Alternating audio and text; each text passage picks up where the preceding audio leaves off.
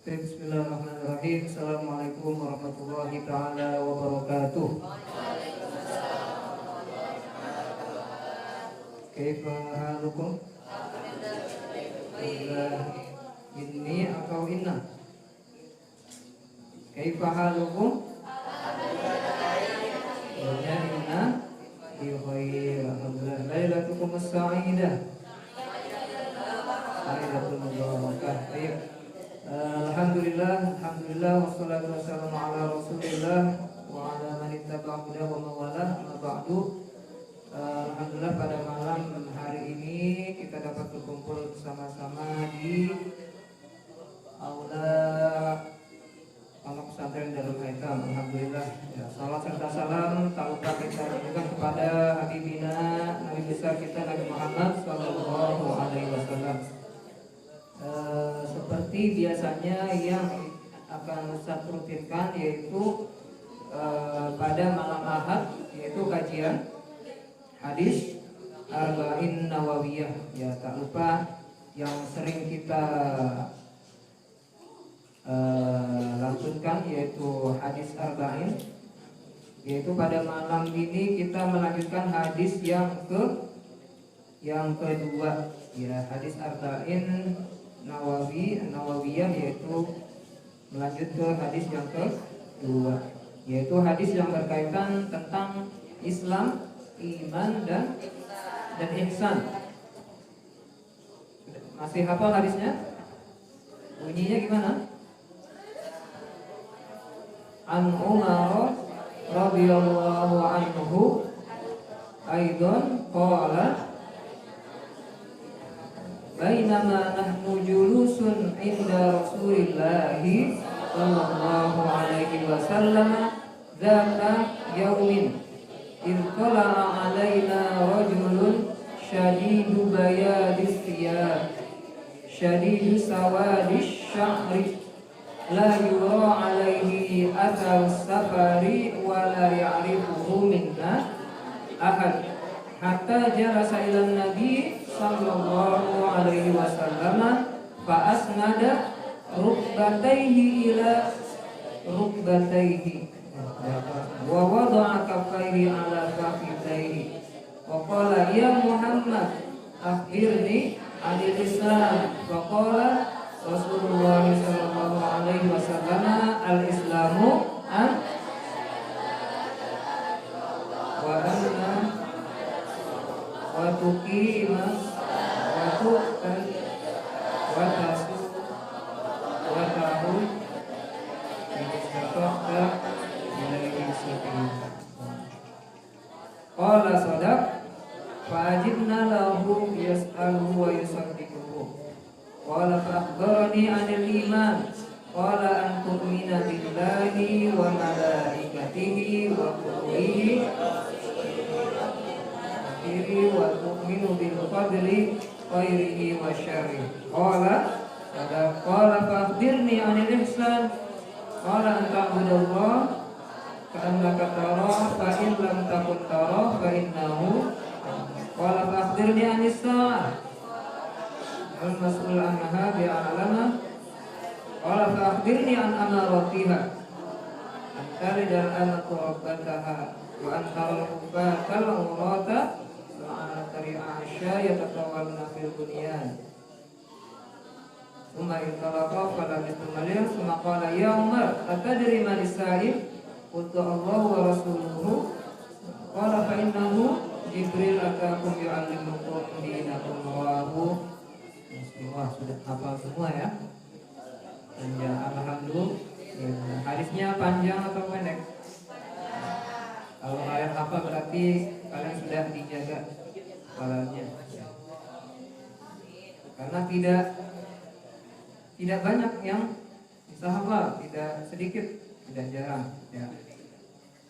Ya, hadis yaitu Arba'in Nawawi yang kedua. Ya.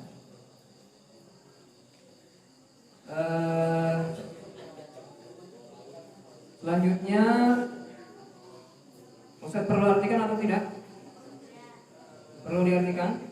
Ya. Pertama Ustaz ingin menjelaskan poin-poin yang ada di dalam hadis ini atau kepentingan apa sih keutamaan yang ada pada hadis ini ya. Kenapa hadis ini dimasukkan ke dalam salah satu arba'in nawawi, apa sih pentingnya ya. Pertama, hadis ini terdiri dari beberapa kewajiban di dalam agama Islam secara zahir maupun batin. Juga selain itu ada di dalamnya yaitu ilmu-ilmu syariah. Ya, ada ilmu-ilmu syariah. Di dalam hadis ini juga terkumpul ilmu-ilmu sunnah. Ada ilmu-ilmu yang berasal dari Al-Quran, ada ilmu-ilmu yang berasal dari sunnah. Sunnah itu apa? Hadis. Kalau Al-Fatihah disebut dengan Ummul Furqan, di dalam Al-Quran sudah semuanya isi kandungannya terkandung di dalam surat Al-Fatihah. Nah, semua hadis terkandung dalam hadis arba'in nawawi yang kedua ini. Makanya dikatakan dengan ummus sunnah ya, karena cakupannya saking banyaknya. Kemudian hadis ini tergolong dari hadis yang mutawatir karena hadis ini diriwayatkan oleh para sahabat-sahabat yang masyhur, yang memang sudah terkenal fiqhnya. Apa itu fiqh? Kepercayaan. Sudah tidak ada celah lagi gitu. Yaitu diriwayatkan oleh siapa? Ya, salah satu beberapa para sahabat, yaitu pertama Abu Hurairah, kemudian diriwayatkan oleh Umar, kemudian diriwayatkan oleh Abu Dzar, Anas bin Malik, kemudian oleh Ibnu Abbas, kemudian oleh Ibnu Umar, Abu Amr al-Asy'ari, dan sampai ya Jibril al-Bajali, yaitu sahabat. Kemudian di dalam hadis ini terdapat pertama kandungan tentang Islam, yang kedua kandungan tentang iman. Iman dulu, kemudian Islam, kemudian yang ketiga ihsan. Ya, bukan hanya iman, Islam, dan juga ihsan, tapi juga disebutkan apa? Tanda-tanda hari kiamat. Ternyata walaupun kiamat tidak ada yang tahu kapan datangnya, tapi di sini dijelaskan tanda-tandanya. Tanda-tanda hari kiamat ya. Kemudian selanjutnya Ustaz ingin menjelaskan isi kandungan penjelasan dari hadis poin-poin utama dari hadis-hadis ini ya. Ternyata di sini saking banyaknya yang harus dijelaskan ya. Banyak poin-poin yang bisa kita ambil dari hadis ini. Pertama, yaitu kita memperbaiki secara zahir lahiriah kita. Yaitu apa? Secara zahir itu apa? Ada khulqi, ada kholqi. Jadi yang harus kita perbaiki diambil dari hadis ini adalah kholqi. Apa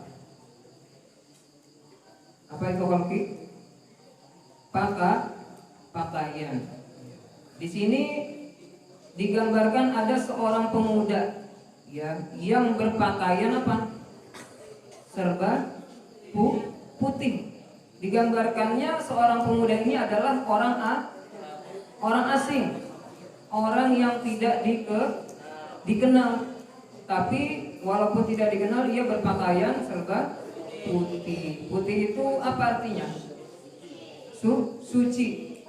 Kedua, bersih. Walaupun dia adalah pemuda yang tidak dikenal, tapi dia menjaga kebersihan, menjaga kesucian. Nah, di sini maka adalah anjuran agar kita berpakaian dengan sebaik-baiknya. Jangan ada ketika kita pakaian, misalkan pakaian kita ada noda, ada kotoran, Ya, kalau ada kotoran, makanya harus apa? Harus dicuci. Pakai apa cucinya? Pemutih. Kalau celananya coklat, ya, jangan pakai pemutih. Ya. Pakai apa? Ya. Makanya apapun pakaiannya, kita usahakan pakaiannya apa? Pertama bersih, rapi, pantas atau sopan. Ya, ketika olahraga ya pakai training. Ya, jangan olahraga pakai celana kain atau pakai gamis. Ya, gamisnya ketika main bola gamisnya diangkat. Ya, maka berpakaianlah pada waktunya atau pada tempatnya. Jadi menjaga pakaian. Ya. Kalau ketika ingin ibadah misalkan pakai kemeja atau pakai baju koko, atau lebih baik lagi lebih sempurnanya pakai jubah kalau laki-laki, kalau perempuan memakai pakaian mukenanya. Ya. Kemudian setidaknya hendaknya pakai peci atau kopiah ya, agar apa? Terlihat lebih rapi, agar rambutnya tidak ya ketika sholat tidak menutupi. Ya. Itu namanya menggunakan sebaik-baik pakaian atau adab ketika ya dalam setiap keadaan. Nah, ini dicontoh oleh siapa? Dicontoh oleh malaikat Jibril yang beri contoh. Ya. Langsung utusan dari mana? Dari Allah Subhanahu wa ta'ala. Ya, itulah poin pertama. Kemudian yang kedua, penjelasan tentang Islam atau tentang agama Islam. Islam itu terdiri dari beberapa unsur. Pertama syahadat. Kedua, sholat, mendirikan sholat. Ya. Tidak cukup dengan mengerjakan, tapi mendirikan. Kenapa? Agar tidaklah lalai. Ya. Kemudian membayar atau memberikan zakat. Selanjutnya puasa pada bulan Ramadan dan melaksanakan ibadah haji. Nah, ini rukun Islam yang sebagaimana sudah kita ketahui. Kemudian selanjutnya membahas penjelasan tentang iman. Iman itu apa? Kita sudah tahu rukunnya, akan tetapi iman itu apa? Iman itu percaya. Percaya letaknya di dalam hati, tapi juga harus diikrarkan. Jangan aku percaya dengan keberadaan Allah tapi tidak diikrarkan. Itu namanya ya, lawan dari iman apa? Iman itu percaya dengan keberadaan Allah, dan Allah itu hanya satu atau esa, la syarikalah, tidak ada apa, la syarikalah, tidak ada selainnya, tidak ada yang menyekutuinya. Ada yang bilang Tuhan aku matahari, Tuhan aku begini. Nah, itu namanya masih syirik, menduakan. Ya, percaya atas keberadaan Allah. Ya, kemudian setelah percaya atas keberadaan Allah, kemudian percaya kepada malaikat. Ya, malaikat. Misalkan ada yang percaya pada Allah tapi tidak percaya dengan malaikat, maka imannya dipertanyakan. Makanya harus disebutkan iman itu percaya ini. Ya, sampai rukun iman seluruhnya. Tapi kalau dia tidak percaya salah satunya, maka belum dikatakan beriman. Dia percaya kepada Allah tapi tidak percaya kepada Rasul misalkan. Kenapa? Karena tidak ada yang maksum.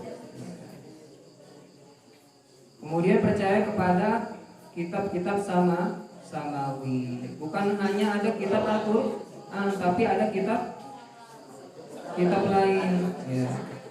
Kemudian percaya kepada seluruh nabi dan Rasul dan kitab yang diturunkan. Dan mereka adalah manusia seperti kita, akan tetapi mereka maksum, dijaga atau terhindar dari kesalahan, dari dosa. Kemudian percaya dengan hari akhir. Allah akan mengutus kita dari apa? Dari apa? Liang lahat atau dari kuburan nanti ketika kita dibangkitkan. Ya. Kemudian percaya kepada takdir Allah yang baik maupun yang buruk. Nah, itulah rukun Islam. Sudah ada di dalam surah An-Nisa, ya ayyuhalladzina amanu aminu billahi wa rasulihi wal kitabil ladzi nazzala ala rasulihi wal kitabil ladzi anzala min qabl. Sampai akhir An-Nisa 136. Selanjutnya Islam dan iman. Ya, Islam dan iman tidak bisa dipisahkan. Ada orang Islam, Islamnya hanya KTP, tapi tidak sholat. Namanya Islam apa? Islam KTP. Ada orang bukan agama Islam, tapi dia sholat. Tapi dia apa? Hafal Al-Quran misalkan. Ada nggak yang kayak gitu? Ada nggak orang Kristen misalkan tapi hafal Al-Quran, hafal hadis? Dia gunakan hafalannya untuk apa? Untuk menentang Islam. Dia hafal tapi digunakan untuk menentang Islam. Artinya belum ada iman. Ya, jadi belum sempurna. Makanya iman dan Islam seseorang harus ya sama-sama saling melengkapi. Ya. Kemudian apa itu ihsan? Ya, ihsan di sini apa dalam hadisnya? Anta budallah ka'annaka taro fa in lam takun taro fa innahu yara. Engkau beribadah kepada Allah seakan-akan engkau ketika itu dapat melihatnya, walaupun wujudnya memang kita tidak bisa lihat, tapi apa? Seakan-akan kita bisa melihatnya, seakan-akan kita merasakan bahwa Allah melihat kita. Fa in lam takun tara, jika engkau tak bisa melihatnya, fa innahu yara. Apa fa innahu yara? Jadikanlah seakan-akan sesungguhnya Allah itu melihat kita. Ketika kita beribadah, maka rasakanlah seakan-akan pada saat itu Allah melihat kita. Ya, walaupun sebagai manusia kita belum bisa melihatnya. Tapi nanti di hari akhir kita bisa nggak melihatnya? Bisa. Apa ayatnya? Apa itu? Dalam juz, kalau tidak salah juz 29. Apa? Ya, nanti kita dapat bisa melihat Allah. Ya, nanti kalian akan mengetahuinya. Ya. Selanjutnya hari kiamat dan tandanya. Tidak ada yang akan bisa mengetahui kapan datangnya hari kiamat, tapi kita mengetahui tanda-tanda. Gimana kalau ada orang yang apa? Meramal hari kiamat ini nanti tahun sekian 2080. Ya, itu namanya peramal, disebutnya munajim. Orang-orang yang munajim, meramal atau berbohong dan mengatasnamakan sesuatu. Nah, sebenarnya ia berbohong, tidak ada yang tahu. Rasul pun, Nabi pun tidak tahu. Rahasia, itu namanya rahasia dari Allah. Tapi diberi apa? Diberi bocoran, diberi kunci, yaitu tanda-tandanya. Nabi sendiri ketika ditanya kapan itu ya Rasul, dia menjawab mal mas'ulu anha bi'a'lama minasail mal mas'ul, yang ditanya anha bi'a'lam, tidak lebih mengetahui. Nabi ketika ditanya dia jawab yang ditanya tidak lebih mengetahui daripada yang bertanya. Karena Jibril bertanya sama Nabi. Nabi menjawab gimana? Aku tidak tahu, yang ditanya tidak lebih mengetahui daripada yang bertanya. Jadi yang lebih mengetahui di sini siapa? Jibril. Ya, Jibril dapat jawabannya dari siapa? Dari Allah. Ya. Tapi dikatakan Allah wa rasuluhu a'lam. Allah dan Rasulnya lebih mengetahui. Maka daripada itu dikatakanlah tandanya apa? Rusaknya zaman, semakin rusak. Kemudian akhlakul karimah semakin ikut rusak. Itulah tanda-tanda hari kiamat. Ketika seorang anak durhaka kepada orang tua,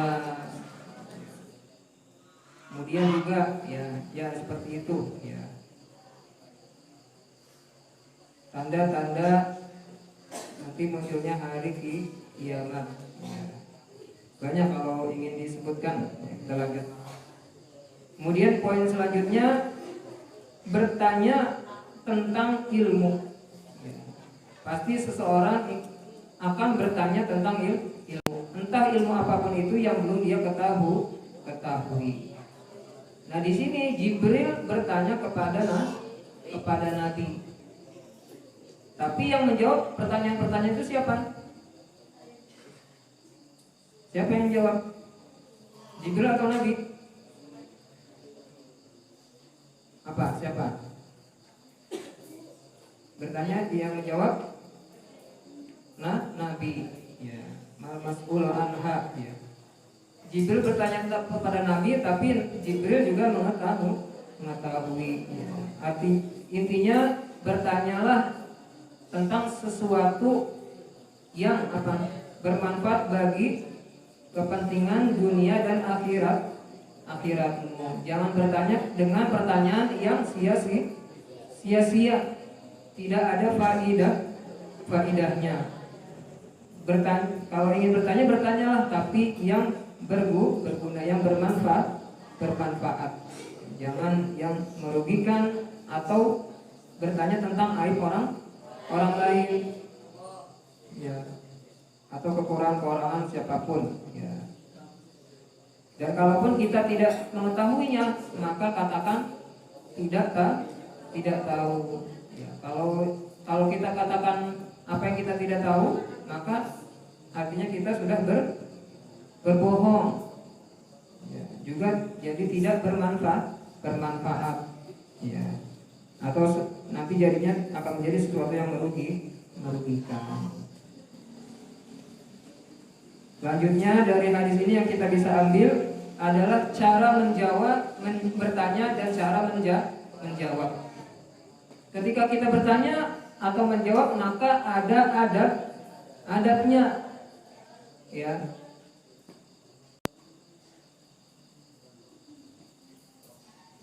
Tidak hanya menjawab begitu saja ya. Di sini yang bertanya dalam hadis ini siapa? Malaikat Jibril.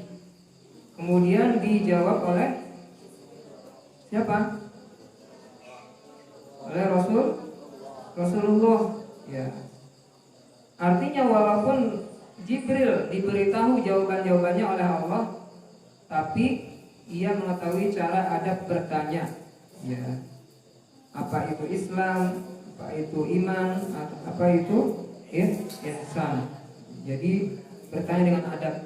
Ketika itu Jibril bertanya bagaimana?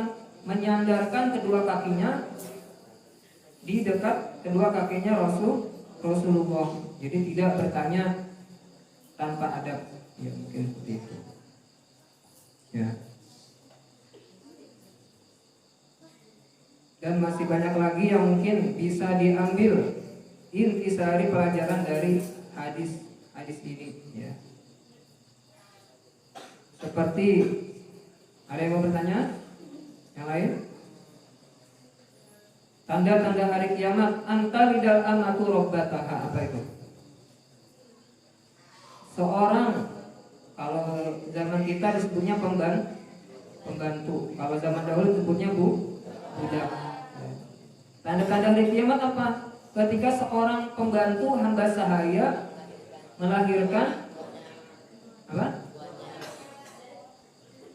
Keturunan dari tuannya, atau apa? Memiliki anak dari budaknya, dari yaitu pembantunya, atau pembantunya ya seperti itu, maka sudah rusak apa zaman. Kemudian antara hufatal muratal ala ri'an asya yatatawaluna fil bunyan. Ketika orang-orang berlomba untuk apa? Meninggikan bangunan. Ya, berlomba-lomba mana lebih megah, mana lebih tinggi, mana lebih mewah. Nah itu. Padahal sesuatu yang nantinya ia akan tinggalkan, tapi dia berlomba-lomba di situ. Tsumma intalaqa, kemudian dia pergi. Ya. Ketika sudah bertanya, malaikat Jibril pergi. Jadi tidak menghabis-habiskan waktu untuk tidak bermanfaat. Ya. Kemudian Nabi berkata kepada Umar, wahai Umar, ketika itu kan apa? Nabi sedang duduk-duduk dengan para sahabat. Kemudian ditanya, Nabi bertanya kepada Umar, wahai Umar, kamu tahu nggak siapa tadi yang duduk? Dijawabnya siapa? Kata Umar apa? Allah wa Rasul. Allah dan Rasulnya lebih tahu. Tiba-tiba ada orang asing, pakaiannya serba putih. Siapa ini? Ya. Kalau kita datang tiba-tiba orang gak dikenal apa? Ya. Kita heran-heran, kaget, ini siapa? Kemudian Nabi menjelaskan apa? Dia adalah malaikat Jibril. Ternyata malaikat Jibril ketika itu sedang menyerupai manusia. Malaikat Jibril datang untuk mengajari orang-orang yang duduk pada majelis itu apa perkara tentang agama. Sebelumnya tidak ada yang bertanya, sahabat pun nggak ada yang tahu, nggak ada yang pastinya akan bertanya tentang itu. Tapi yang datang siapa? Yang langsung datang malaikat Jibril. Tentang iman, ihsan, dan lain sebagainya. Mau nggak kita bertemu dengan malaikat Jibril? Kalau malaikat lain, mau nggak? Oh, masih ragu. Berarti belum yakin. Kalau ketemu malaikat Jibril mau ya? Kalau ketemu malaikat, berarti belum yakin. Belum ya? Belum yakin. Kenapa belum yakin? Masih pengen lama-lama. Karena apa? Betah. Masih betah kan? Alhamdulillah. Nikmat yang paling besar sebenarnya. Nikmat paling besar apa? Nikmat paling besar di dunia. Ya. Nikmat paling besar bagi manusia. Nikah cuma ada di dunia. Di akhirat memang ada nikah. Emang di akhirat pakai nikah? Nikah cuma ada di dunia. Nikmat terbesar apa? Kalau derajat seorang hamba itu sudah tinggi, nikmat paling besar itu apa? Ya masuk surga, ya kan? Memang nanti masuk surga. Apa? Bertemu Allah. Betul atau enggak? Betul, mau ketemu Allah kan? Tapi syaratnya apa? Syaratnya apa? Mau ketemu Allah sekarang atau ketemunya nanti? Nanti aja. Ya itulah. Ya. Insyaallah dengan apapun yang kita lakukan, yang kita ucapkan, semoga nanti menjadi husnul khotimah. Amin ya rabbal alamin. Semoga semuanya selalu dalam lindungan Allah. Amin ya rabbal alamin. Ya mungkin ini saja yang bisa saya sampaikan. Sebenarnya masih banyak dan mampu yang saya sampaikan, akan tetapi dengan kekurangan waktu dan kekurangan poin-poin dan lainnya saya cukupkan sampai sekian ya. Mungkin dari sini ada yang ingin bertanya sedikit. Oke. Ya kalau tidak ada pertanyaan kita tutup dengan hamdalah. Alhamdulillahirabbil alamin. Sudah masuk waktu sholat Isya? Sudah. Jelas. Allahumma fa'alna bima 'allamtana asma ta'allamnahu fi hadhihi lailah yanfa'u lana wa li anfusina wa li ghairina amin. Wabillahi taufiq wal hidayah. Wassalamualaikum warahmatullahi taala wabarakatuh.